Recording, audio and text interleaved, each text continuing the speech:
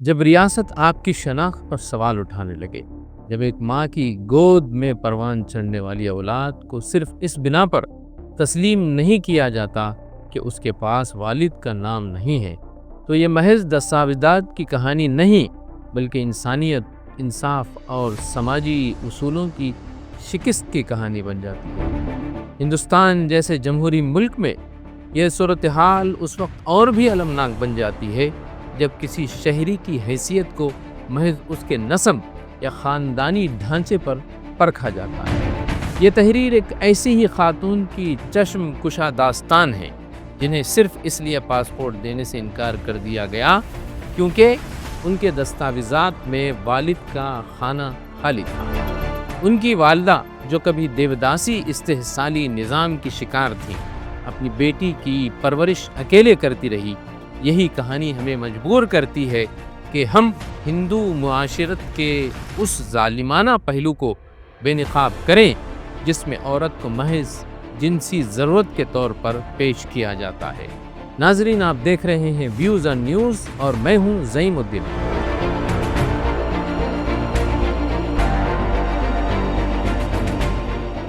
دیوداسی رسم دراصل ہندو مذہب کی قدیم رسومات میں سے ایک ہے، جس کے تحت کمسن لڑکیوں کو مندروں میں دیوتاؤں کی داسی بنا دیا جاتا ہے۔ وہ لڑکیاں نہ تو شادی کر سکتی ہیں، نہ انہیں ازدواجی زندگی کا کوئی حق ملتا ہے۔ وقت کے ساتھ ساتھ یہ رسم محض روحانی عبادت ہی نہیں رہی، بلکہ جسمانی استحصال، جنسی غلامی اور سماجی بائیکاٹ کا ذریعہ بن گئی۔ لیکن وہ اکیلی نہیں ہے۔ یہ صرف اس کی ذاتی جدوجہد نہیں ہے، بلکہ یہ پورے نظام کی ناکامی کو ثابت کرتی ہے جو آج بھی محروم طبقات کو کچلتا ہے۔ ایک ایسا نظام جو دلت عورتوں اور ان کے بچوں کو مٹانے میں لگا ہوا ہے، جن کا وجود اس سماجی ڈھانچے کے لیے ایک مسئلہ سمجھا جاتا ہے۔ 2015 کی national human rights commission NHRC کی رپورٹ کے مطابق ہندوستان میں تقریباً 70,000 دیوداسیاں اب بھی موجود ہیں، جن میں اکثریت کرناٹک، مہاراشٹر اور آندھرا پردیش میں رہتی ہے۔ ان دیوداسیوں کی اولاد، جنہیں معاشرے میں حرام کی اولاد یا پھر حرام زادے کے القاب سے نوازا جاتا ہے، ان کے لیے تعلیم، روزگار اور عزت نفس ایک خواب بن کر رہ جاتا ہے۔ اسی استحصالی نظام کا شکار ایک لڑکی جس کی والدہ کو بچپن میں مندر کے حوالے کر دیا گیا تھا، اس کی داستان ہے۔ وہ کہتی ہے کہ اس کی ماں کو نہ شادی کا اختیار ملا، نہ شوہر کا سہارا۔ ساری زندگی مزدوری کرتے ہوئے اپنی بیٹی کو پڑھایا، اسے سماجی دباؤ کے باوجود تعلیم دلوائی، مگر جب بیٹی کو بیرون ملک PhD کے لیے اسکالرشپ ملی اور وہ پاسپورٹ کے حصول کے لیے دہلی کے دفتر پہنچی تو ایک افسر نے اس کی شناخت کو محض اس بنا پر مسترد کر دیا کہ اس کے پاس باپ کا نام نہیں تھا۔ ناظرین، یہ وہ داستان ہے جو ہم کو اور ہمارے دلوں کو جھنجھوڑ دیتی ہے۔ اب آئیے دیکھتے ہیں اسلامی خاندانی نظام کیا کہتا ہے۔ اسلام نے خاندانی نظام کو محض خونی رشتوں کی زنجیر نہیں بنایا، بلکہ ایک روحانی، اخلاقی اور سماجی معاہدے میں تبدیل کیا ہے۔ ماں، باپ، اولاد، بھائی، بہن، یہ سارے رشتے ہر ایک کے حقوق اور فرائض کو متعین کرتا ہے۔ یہ وہ نظام ہے جو ہر انسان کو عزت، شناخت اور وراثت دیتا ہے۔ اسلام میں ماں کے قدموں تلے جنت رکھی گئی ہے۔ نبی کریم صلی اللہ علیہ وسلم نے فرمایا، ماں کے قدموں تلے جنت ہے۔ یہ وہی ماں ہے جسے دیوداسی نظام میں عزت سے محروم کر دیا گیا۔ اسلامی تعلیمات میں ماں کی کفالت، خدمت اور عزت کو ایمان کا لازمی جز قرار دیا گیا ہے۔ اسلام نے دوسری طرف مرد عورت کے تعلق کو نکاح کے ذریعے منسلک کیا ہے، جو ایک مکمل سماجی اور روحانی معاہدہ ہے۔ اس میں عورت کی عزت محفوظ ہے اور مرد پر بیوی اور بچوں کی کفالت لازم ہے۔ دیوداسی نظام میں نہ نکاح ہے، نہ مرد کی کوئی ذمہ داری، عورت محض خدمت کا ذریعہ سمجھی جاتی ہے۔ تیسری طرف اسلامی قانون میں بچے کی شناخت اور وراثت دونوں محفوظ ہیں۔ اگر بچہ باپ کے بغیر ہو تو ماں کی نسبت کافی سمجھی جاتی ہے۔ قرآن و سنت میں ایسے بچوں کی کفالت کا حکم دیا گیا ہے۔ اور انہیں عیب یا بوجھ نہیں سمجھا جاتا، اور چوتھی طرف اسلامی ریاست پر لازم آتا ہے کہ یتیموں، مسکینوں اور بے سہارا بچوں کی کفالت کرے۔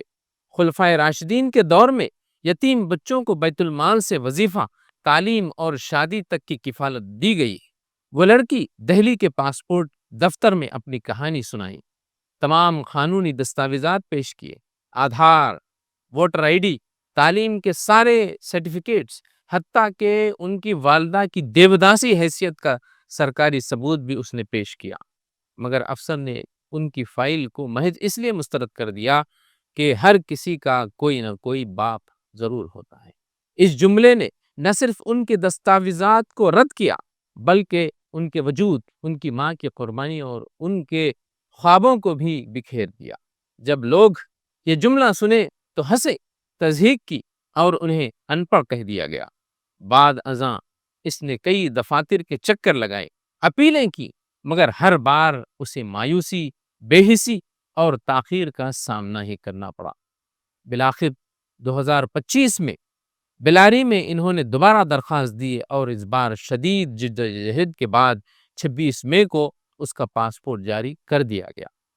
یہ صرف ایک دستاویز نہیں تھی، یہ ان کی ماں کی جدوجہد، ان کی شناخت اور ان کے وجود کا اعتراف تھا۔ موجودہ قانونی ناکامیاں اور اسلامی اصولوں کی ضرورت، اگرچہ کرناٹک حکومت نے 1982 میں دیوداسی نظام پر پابندی عائد کی اور 2018 میں ایک بحالی بل بھی پیش کیا گیا، مگر یہ بل آج تک غیر فعال ہے۔ اس کے برعکس اسلامی اصولوں پر مبنی قانون اگر رائج ہوتا تو ماں کی گواہی پر بچے کو مکمل قانونی شناخت حاصل ہو جاتی۔ ریاست ایسی عورتوں اور بچوں کی مکمل کفالت کرتی ہے۔ افسران کو تربیت دی جاتی ہے کہ وہ شناخت کے بجائے انسانیت پر فیصلہ کرے۔ یہ محض ایک فرد کی کہانی نہیں ہے، بلکہ ان ہزاروں بچوں کی نمائندگی ہے جو دیوداسی نظام جس کی کوکھ سے یہ پیدا ہوئے ہیں اور ریاستی نظام کے ہاتھوں مسلسل استحصال کا شکار ہیں، جو مسلسل دھتکارے جا رہے ہیں۔ اسلامی خاندانی نظام ہمیں سکھاتا ہے کہ ہر انسان قابل احترام ہے۔ اس کی شناخت اس کی ماں سے، اس کے عمل سے اور اس کے اخلاق سے ہے، نہ کہ کاغذ پر درج نام سے۔ ریاست کو چاہیے کہ فوری طور پر درج ذیل اقدامات کرے، قانون سازی کی جائے کہ ماں کی شناخت کو کافی قرار دیا جائے، دیوداسی بچوں کے لیے علیحدہ پالیسی مرتب کرے، افسران کی تربیت کی جائے کہ وہ ایسے معاملات کو عزت، فہم اور انصاف کے ساتھ دیکھیں، تعلیمی اداروں اور سرکاری محکموں کو ایسے بچوں کو ہراسانی سے تحفظ فراہم کیا جائے۔ آخر میں ایک پیغام ہے، ہم کسی گناہ کا نتیجہ نہیں، ہم ایک نظام ظلم کے خلاف گواہی ہیں، اور جب تک یہ نظام ختم نہیں ہوتا ہماری جدوجہد جاری رہے گی۔ تعلیم، شعور اور مزاحمت ہی ہماری پہچان ہے۔ اے لوگو، ہم نے تم کو ایک مرد اور ایک عورت سے پیدا کیا اور تمہیں قوموں اور قبیلوں میں تقسیم کیا تاکہ تم ایک دوسرے کو پہچانو۔